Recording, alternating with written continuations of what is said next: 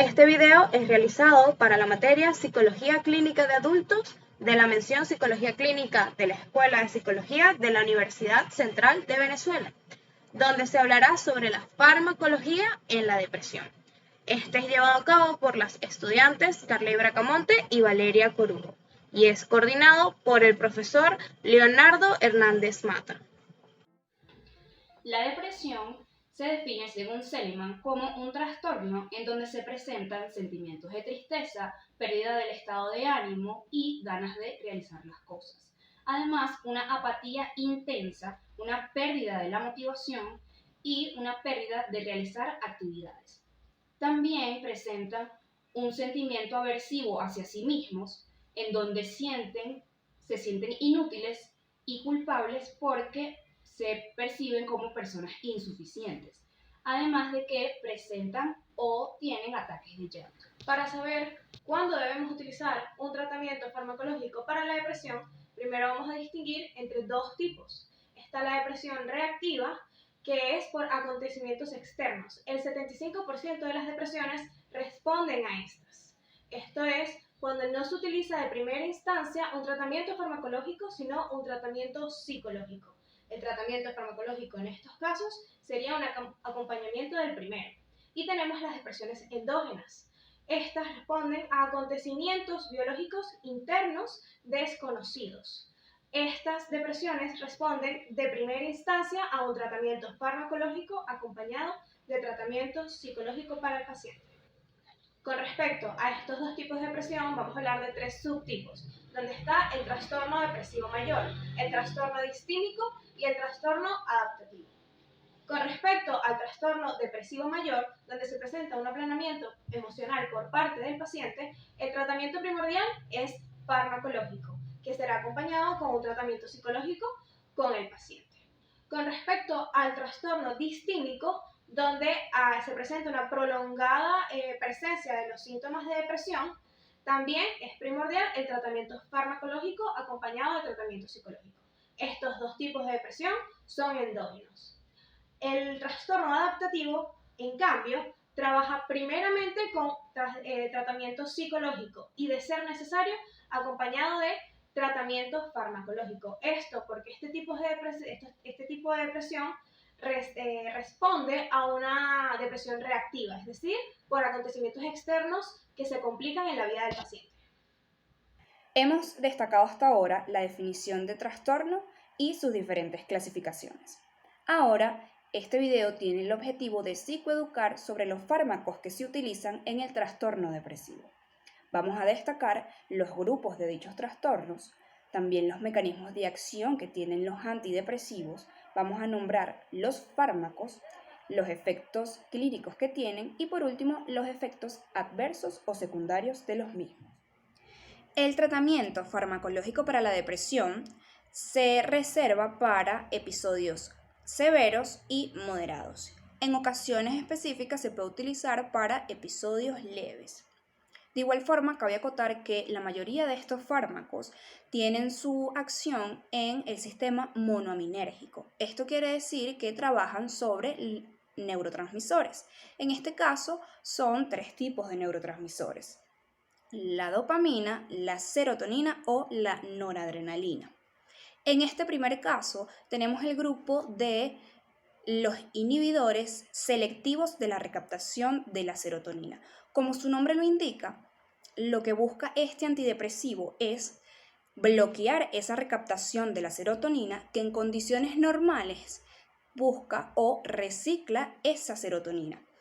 Este antidepresivo bloquea ese recaptador, provocando que haya un aumento de la serotonina y busca mejorar esa comunicación entre las neuronas.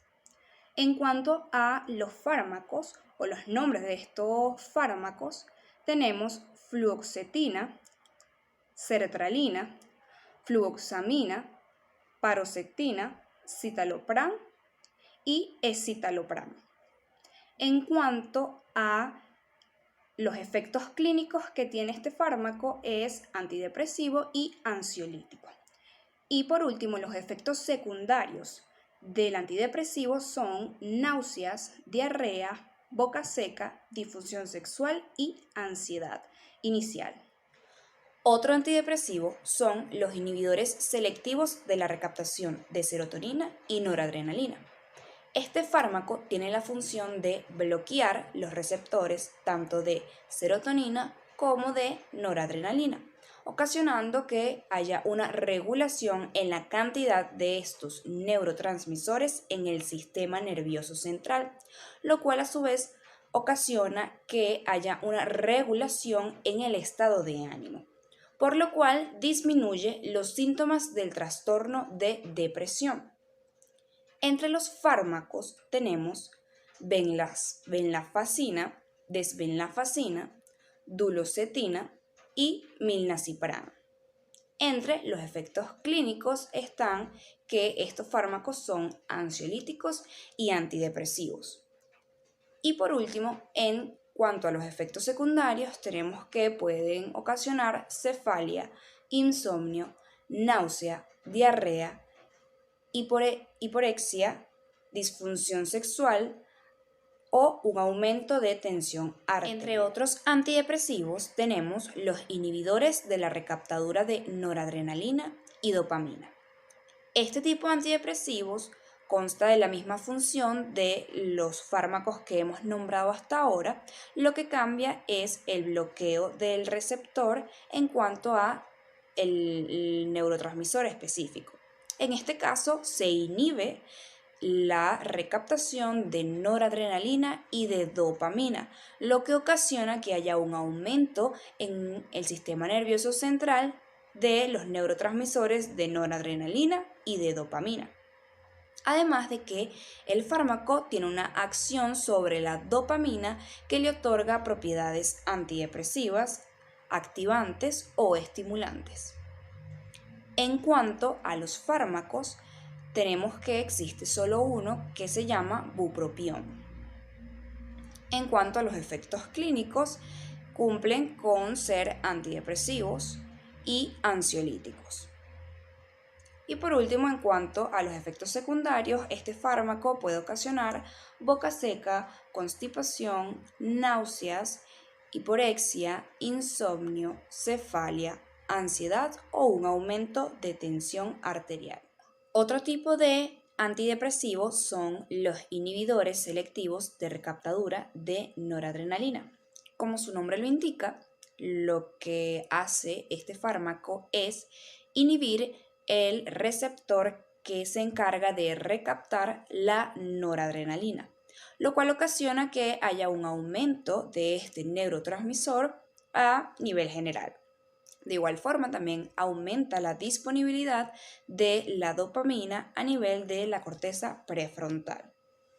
Cabe acotar que su uso clínico como antidepresivo actualmente es controversial, ya que este tipo de fármaco se utiliza principalmente para el trastorno por déficit de atención e hiperactividad. En cuanto a sus efectos clínicos, vemos que cumple con ser un antidepresivo y ansiolítico. Entre los fármacos tenemos el rebocetina y la atomoxetina. En cuanto a los efectos secundarios, puede ocurrir que haya hiporexia, insomnio, mareo, ansiedad, boca seca, constipación, náusea y disfunción sexual. Tenemos el grupo de antagonistas alfa 2. En este tipo de antidepresivos, el mecanismo de acción es el bloqueo de autorreceptores y heteroreceptores del alfa 2 noradrenérgico. En condiciones fisiológicas, la activación de este receptor para la liberación de serotonina y noradrenalina.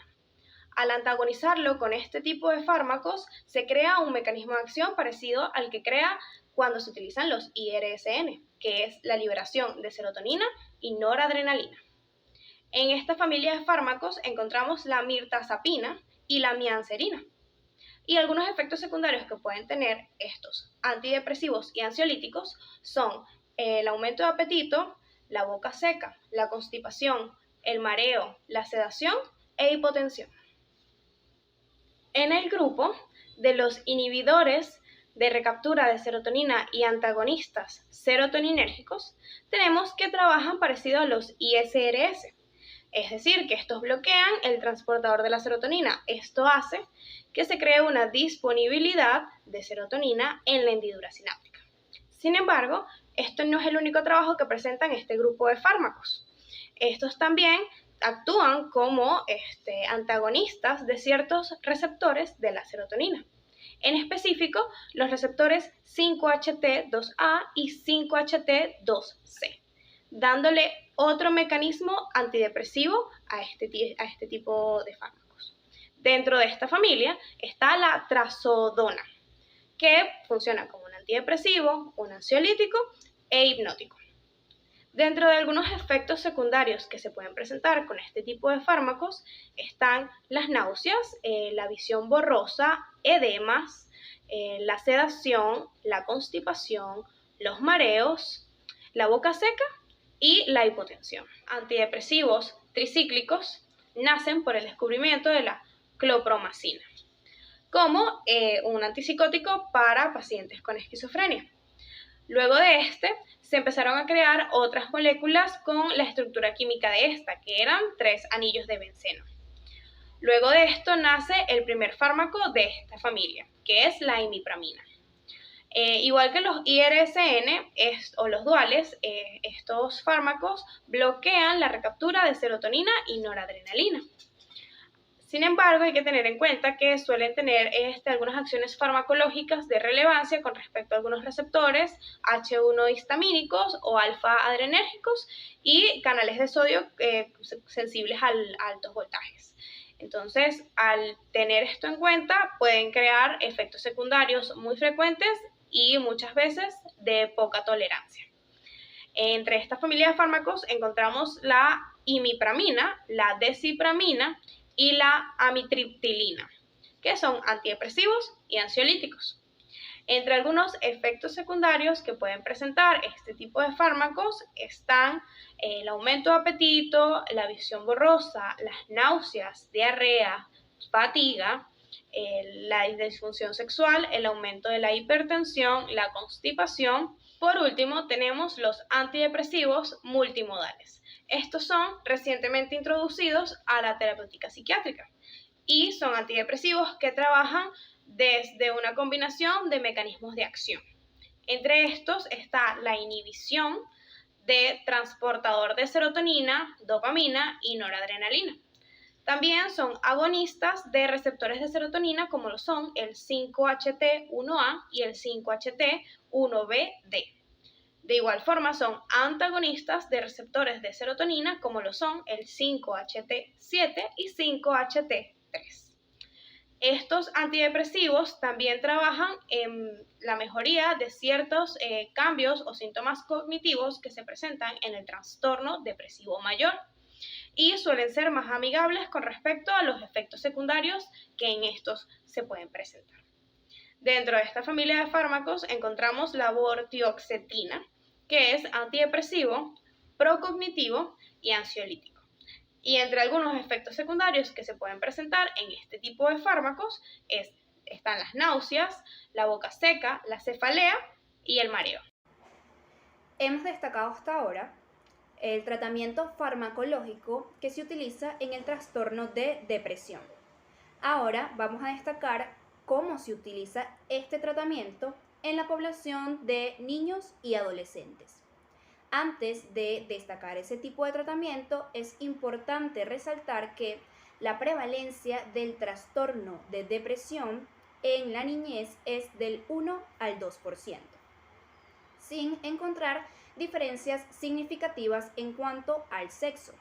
Sin embargo, al aumentar la edad en la etapa de la adolescencia, se encuentra una prevalencia del 9% y hay una diferencia significativa en cuanto al sexo, evidenciando que es más frecuente en mujeres que en hombres.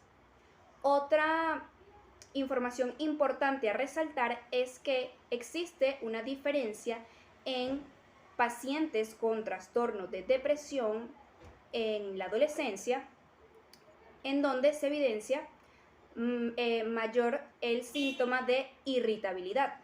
Sin embargo, en pacientes adultos, el síntoma que se encuentra más frecuente es la tristeza, el aislamiento social y la queja somática.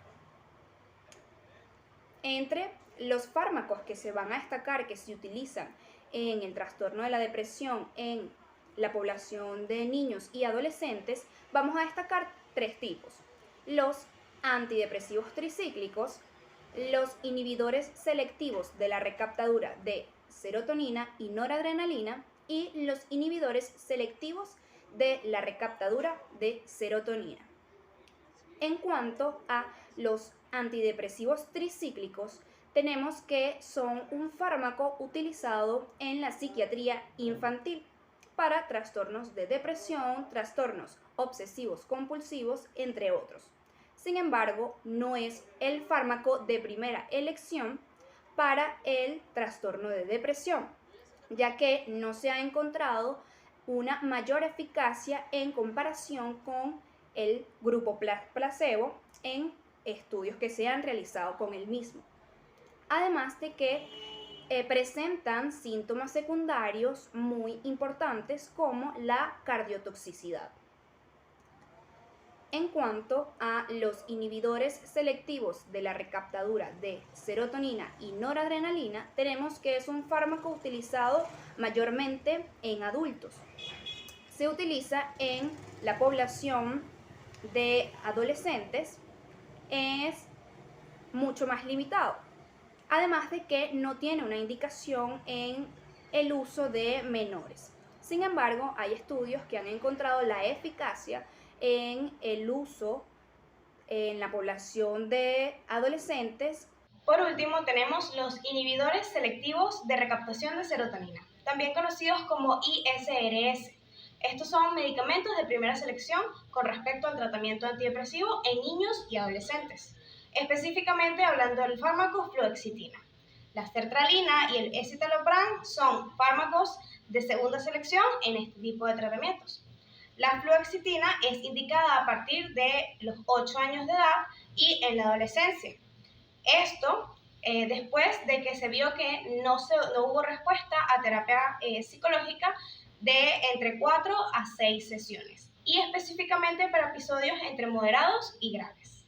La sertralina es más que todo indicada para niños o adolescentes que sufren de trastorno obsesivo compulsivo, pero hay estudios que demuestran que también puede haber una eficacia como método antidepresivo.